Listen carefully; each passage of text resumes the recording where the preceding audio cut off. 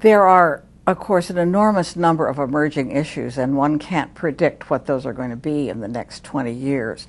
But what I see as the most important issues come out of the globalization of free enterprise, and it's what Tom Friedman in his book calls the world is flat.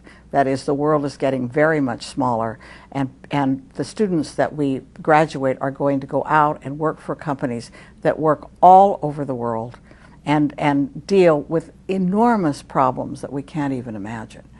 And so I think the globalization issue is something we have to be sure we're preparing our students to deal with.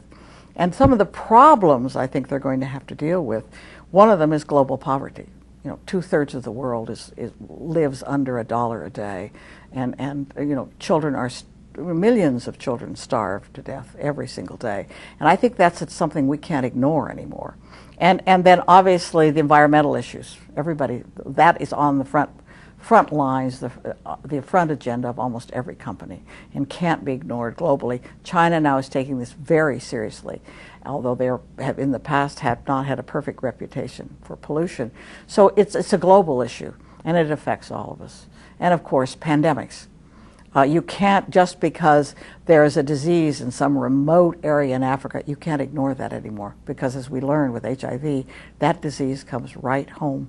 And it's a heterosexual disease in this country, and it just can't, those things just can't be ignored. Some people worry about the population, and it's big and it's increasing. But what we've discovered is if you educate people, and particularly if you educate women, the birth rate goes down without any artificial means at all. And I don't mean that to say yes or no religiously, but that occurs. And so education then becomes critical, because we will have population reduction with education.